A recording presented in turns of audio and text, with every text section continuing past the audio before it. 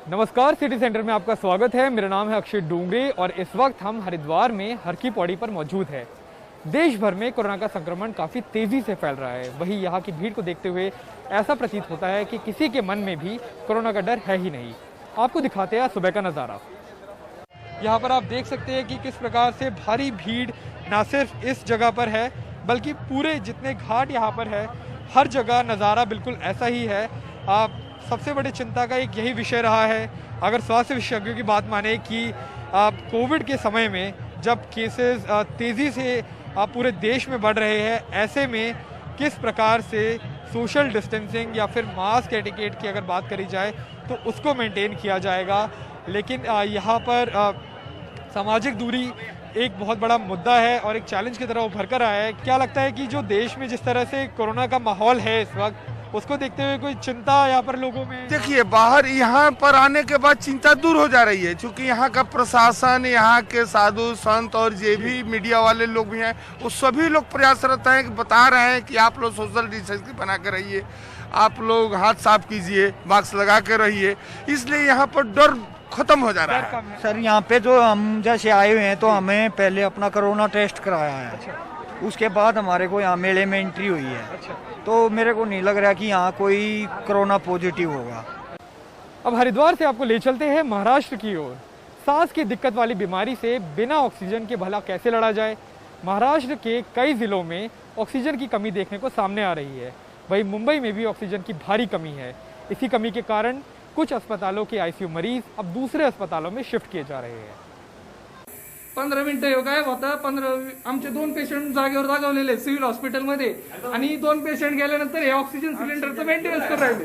ये महाराष्ट्र के अहमदनगर का वायरल वीडियो है। स्टाफ ऑक्सीजन सिलेंडर फिट कर रहे हैं और मरीज के परिजन गुस्से में वीडियो बना रहे हैं, ये कहते हुए कि जिला अस्पताल में ऑक्सीजन अचानक बंद होने पर 2 लोगों की मौत हो गई। जिला अधिकारी कहते हैं जांच हो रही है।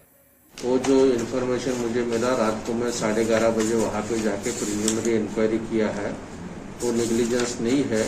पेशेंट का जो भी एज था 75 प्लस था और क्रिटिकल पेशेंट था, लेकिन फिर भी उसकी डिटेल इंक्वायरी मैं सिविल सर्जन से कर रहा हूँ। ऑक्सीजन की कमी की शिकायत अब मुंबई शहर और आसपास भी बढ़ गई है। ये मुर्तजा दीवान है, अपने दोस्त के लिए घंटों ऑक्सीजन सिलेंडर ढूंढते रहे, नहीं मिली। नोबडी एवर स्लीप्स हंग्री संस्था की मदद से एक सिलेंडर खरीद पाए। करीब 100 रुपए में सिलेंडर रिफिलिंग की कीमत अब 400 रुपए पार है और 3000 रुपए डिपॉजिट लगभग दोगुनी हो चुकी है। ये कुछ 5,500 रुपया डिपॉजिट के अंदर लिए हमने और 400 रुपया रीफिलिंग चार्जेस होता है। लेकिन बात पैसे की नहीं है, लेकिन टाइम पे मिला ही नहीं। नेश संस्था के फाउंडर बताते हैं कि अचानक से ऑक्सीजन रिफिलिंग में कमी आई है। अभी रिफिलिंग का ऐसा है कि रिफिलिंग के कुछ स्टेशन बंद है। कोई कहता है कि वहाँ कोई कोविड का जो उनका वर्कर है कोई कोविड है इसलिए बंद कर दिए, और कुछ गवर्नमेंट के रूल्स एंड रेगुलेशंस है, तो इसलिए रिफिलिंग हो नहीं रहा है या जितना होना चाहिए उतना हो नहीं रहा है। तो उसके लिए जो उसका प्राइस है, जो मुंह मांगा प्राइस लोग बोलते हैं और लोगों को देना पड़ता है। ऑक्सीजन की कमी के कारण मुंबई के गैलेक्सी मल्टी स्पेशलिटी हॉस्पिटल के 7 गंभीर आईसीयू मरीज सोमैया हॉस्पिटल में शिफ्ट किए गए, तो ठाणे में नए नवेले पार्किंग प्लाजा कोविड सेंटर के 26 गंभीर मरीज ग्लोबल अस्पताल ले जाए गए। महाराष्ट्र में रोजाना 1250 मीट्रिक टन ऑक्सीजन बनता है। राज्य में करीब 30 ऑक्सीजन मैन्युफैक्चरर हैं और 88 डिस्ट्रीब्यूटर्स या रिफिलर्स, जिनके जरिए जिलों में ऑक्सीजन पहुंचता है। मुंबई, पुणे, नागपुर, नासिक, ठाणे में कुल उत्पादन के करीब 50% मेडिकल ऑक्सीजन की खपत है। All food and drug licence holders foundation के अभय पांडे बताते हैं कि सप्लाई में कटौती और कुछ जिलों में इसके ज्यादा वितरण के कारण अचानक कमी आई है। जो मेडिकल ऑक्सीजन रिफिलर्स हैं, उनके पास 2 मैट्रिक टन से लेके 5 मैट्रिक टन मैक्सिमम, उससे ज्यादा उनके पास नहीं आ पा रहा है, सिवाय धुले और जलगांव के। क्योंकि धुले और जलगांव में महाराष्ट्र राज्य एफडीए की तरफ से 300 मैट्रिक टन प्रतिदिन की जो क्वांटिटी है वो डाइवर्ट की गई है, और यही कहीं ना कहीं मुझे ऐसा लग रहा है कि ये एक कारण हो सकता है शॉर्टेज का।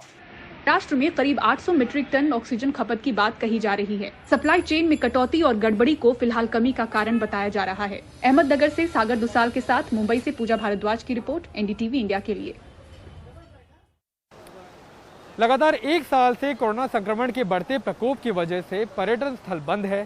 पहले यहाँ दुनिया भर से लोग आते थे, लेकिन अब पूरी तरह से सन्नाटा पसरा हुआ है। इसका सबसे ज़्यादा असर गाइड का काम करने वाले लोगों पर पड़ रहा है। देखिए सोहित मिश्र की ये रिपोर्ट। संकोच लग रहा है लोगों को, हम क्या कर रहे हैं काम, है ना, कहाँ हम काम को ढूंढने जा रहे हैं, ये बताने के लिए संकोच लग रहा है भाई। मास्टर्स डिग्री वाले लोग हैं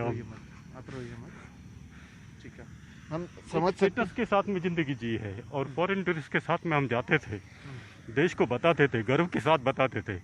आज वह आदमी कहीं जाकर नौकरी ढूंढ रहा है ना। ये परेशानी कम से कम गवर्नमेंट ने हमारे ऊपर नहीं लाना चाहिए थी, कुछ तो मदद करना चाहिए था, ऐसे लग रहा है।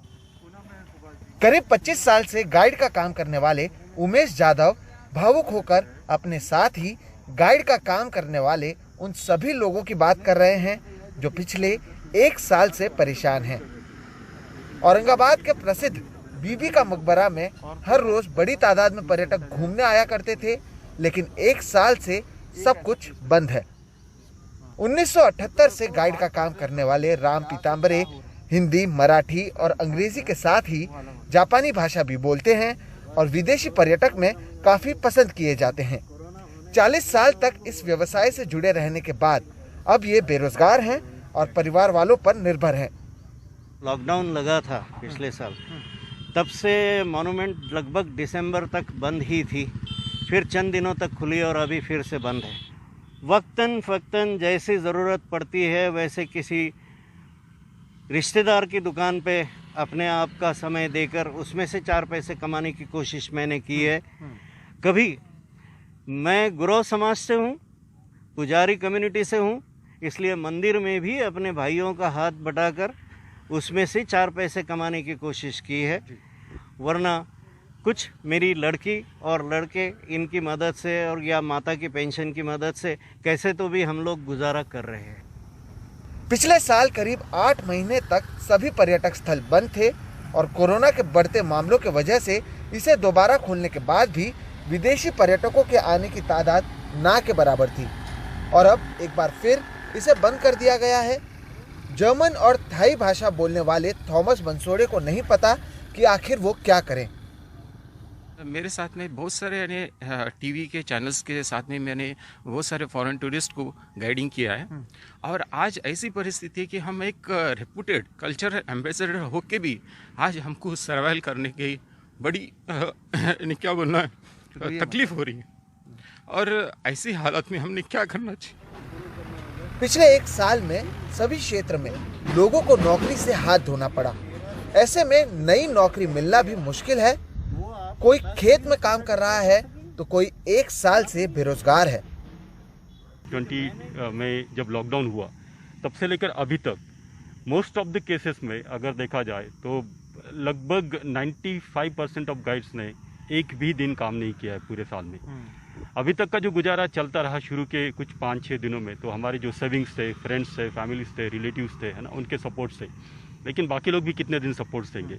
तो फिर हर एक ने अपने अपने कोई जो भी स्किल्स है ना, वो स्किल्स के सहारे से कोई टेम्पररी जॉब, किसी ऑफिस में काम करना या कहीं किराना दुकान पे काम करना, जूस सेंटर पे काम करना, है ना, इस तरीके से काम करते हुए गुजारा। मेरा जो बेसिक क्वालिफिकेशंस है मास्टर्स इन टूरिज्म एडमिनिस्ट्रेशन, तो उसके चलते मुझे इस ड्यूरिंग दी कोविड में ऑनलाइन क्लासेस का कुछ अपॉर्चुनिटी मिला और मैं कुछ ऑनलाइन क्लासेस को कंडक्ट कर रहा हूँ। बिल्कुल साधारण से काम ढूंढने की कोशिश की है, जैसे कोई जहाँ पर मैं शुरू में काम करता था, बिल्कुल अकाउंटेंट का वगैरह वैसा अकाउंटेंट। हाँ, तो पेमेंट कुछ कम आती है तो हमने वो भी करने की कोशिश की है। अभी फिलहाल जॉबलेस है। पिछले साल मार्च 2020 से ही इस तरह के जो बड़े बड़े मॉन्यूमेंट्स हैं वो फिलहाल बंद हैं और इसके ज़रिए जिन लोगों का घर चलता था, जो भारत की बात देश विदेश तक लेकर जाते थे, वो सभी परेशान हैं। उन्हें नहीं पता कि उनके भविष्य में क्या हालात होंगे और उनके लिए सरकार की ओर से भी कोई कदम नहीं उठाए गए हैं। औरंगाबाद से महेश वाघ और कैमरा पर्सन प्रवीण जिरोहित के साथ सोहित मिश्रा, एनडीटीवी इंडिया। और ब्रेक के बाद देखिए कोरोना के खिलाफ जंग में भारत को मिला तीसरा टीका।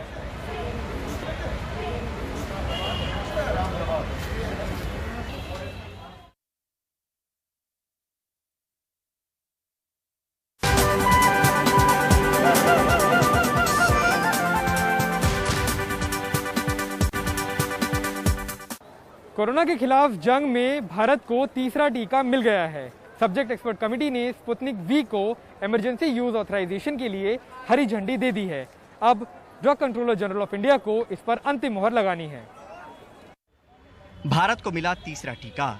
रूस के स्पुतनिक वी टीके के लिए भारत में डॉक्टर रेड्डीज ने central drugs standard control organisation को आपातकालीन इस्तेमाल की मंजूरी का आवेदन दिया था, जिसके बाद सब्जेक्ट एक्सपर्ट कमेटी ने सोमवार को मंजूरी दे दी। अब DCGI की अनुमति मिलनी बाकी है। कंपनी ने स्पुतनिक वी टीका 91.6% कोरोना मरीजों पर असरदार होने का दावा किया है। रूसी कंपनी से डॉक्टर रेड्डीज का हर साल 10 करोड़ टीके के डोज बनाने का करार है। 2 डोज का ये टीका है। वहीं भारत में सोमवार को एक दिन में अब तक के सबसे ज्यादा कोरोना के मामले रिपोर्ट हुए। आंकड़ा 1,68,000 के पार चला गया। वहीं दूसरी लहर में मौत का आंकड़ा भी सोमवार को सबसे ज्यादा 904 रहा। 10 दिनों में ही भारत में कोरोना के मामले दुगुने हो गए। लगातार छठे दिन भारत में एक दिन में 1 लाख से ज्यादा मामले रिपोर्ट हुए। इस साल जनवरी में कुल 4,78,000, फरवरी में 3,50,000, मार्च में 10,25,000 और अप्रैल के 12 दिनों में ही 13 लाख से ज्यादा कोरोना के मामले रिपोर्ट हो चुके हैं। डर के बीच उम्मीद मिली है। आंकड़े बढ़ रहे हैं, आबादी बढ़ी है। एहतियात के साथ साथ तेजी टीकाकरण में भी लाना है। लिहाजा आशंकाओं के बीच नए टीके के तौर पर संभावना मिली है। नई दिल्ली से परिमल कुमार, NDTV इंडिया। आज हर की पेड़ी हरिद्वार से सिटी सेंटर में इतना ही। मैं और मेरे कैमरा पर्सन अशोक महाले आपसे लेते हैं विदा। देश और दुनिया की बाकी खबरों के लिए देखते रहिए NDTV इंडिया। नमस्कार।